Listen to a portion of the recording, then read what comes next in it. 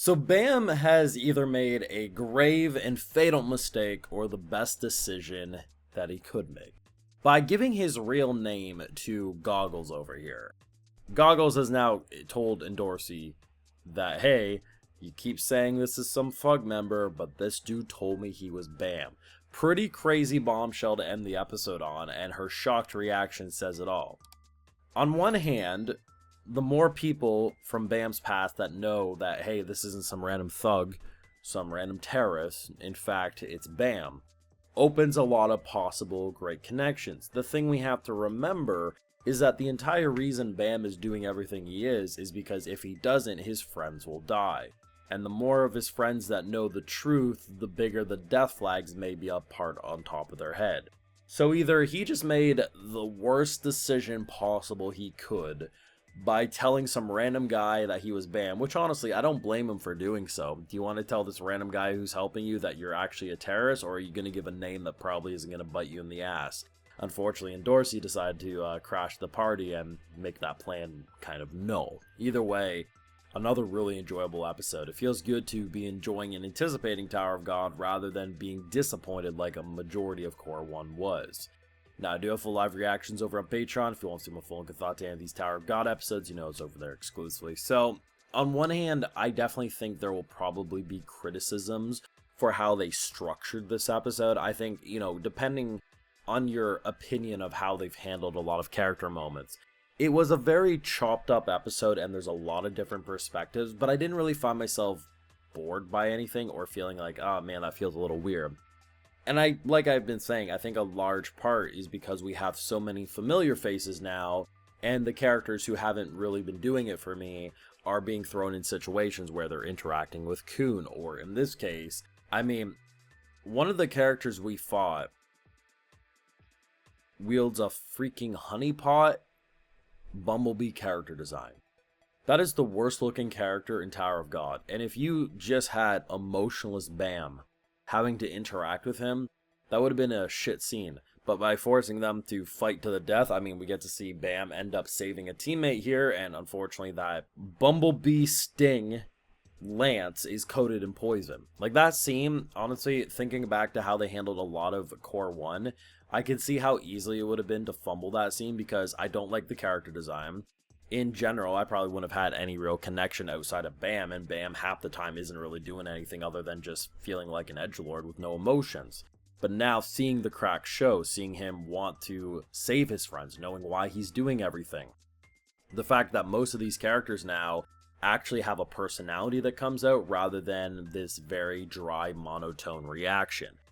In general though, the best parts of what we've seen in Core 2 is in fact Khun.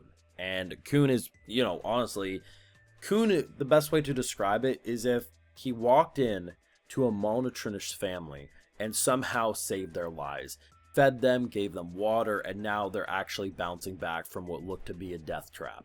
Because Khun interacting with literally anyone just makes everything so much better. We have the situation where two of Khun's team are, they're kidnapped. They're puppets of this little girl. And it's interesting because Wangnan was ready to go in there and throw hands, and, Khun's like, absolutely not, like, I know what this girl's capable of. And then on his run there, he's like, actually, you know what, go ahead, snipe those bitches, and try to see what you can do.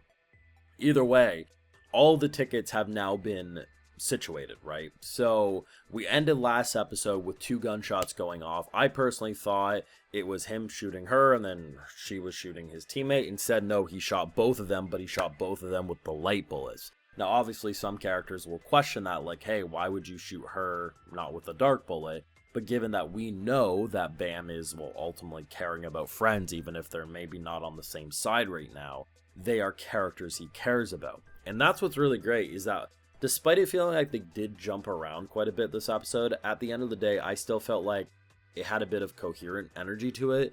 Not the best directed thing I've ever seen, but the production's no longer ass.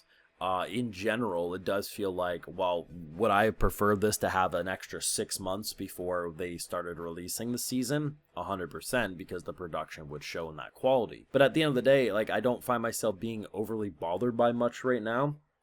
And at the same time, the things that are bothering me, they're so minuscule in compared to the enjoyment. Because right now, we're at a point where Bam's no longer necessarily hiding who he is to the same degree that he was at the start. And because of that, we actually still have the lovable character we had in Season 1. And now all the extra characters who are surrounding him, whether they only know him because of the Viola name, or in the case of Khun, who actually overhears Bam admit out loud that he doesn't have a reason to live.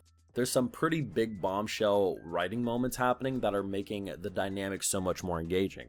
The reason Khun is sticking around and the things that he says, like, you know what, it's no wonder Bam ended up helping you guys. You guys are foolish, but, you know, that's definitely Bam, like, right up Bam's alley. So then he ends up helping what to him it seems like an impossible, foolish situation. Two of the crew isn't making it, but at the same time, like, it's just because you want something or hope for something doesn't make it a reality that can be achieved.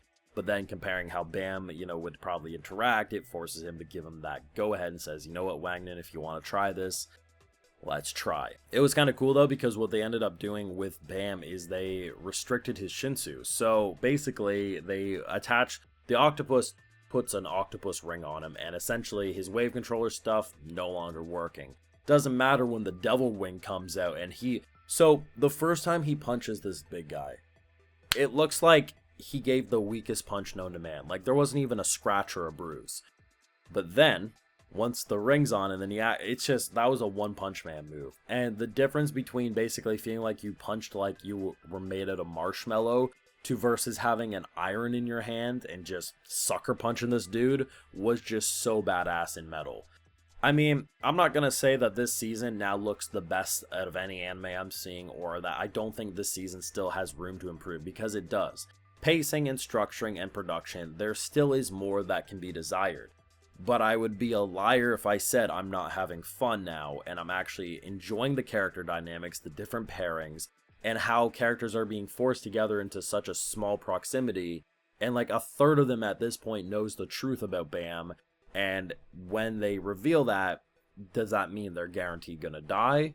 Or what? Because we know why Fug is even allowing Bam to even have certain desires. If he goes against the orders, it could maybe be catastrophic. Either way, I think this was another great episode. Tower God is back on track, but Bam either made a very fatal mistake or the best mistake of his life by giving his name away, but time will tell where they go with it. Let me know what you thought, though, down below on this week's episode of Tower of God. Are you enjoying Korra 2 like I am, or are you still finding it too much of a mess to enjoy? Thoughts down below. Be sure to leave a like if you enjoyed, subscribe if you're new around here, of course, ring that bell, and like I mentioned, full live reactions over on Patreon, and hey, while you're over there, I'll also give you a video shout out. Alright, so today we got Vi, Anthony Silva, Mark Velli, Christopher Stevenson, and we also have Zane Sardani. So I appreciate the support, everyone. Please take care, and you all have a good one.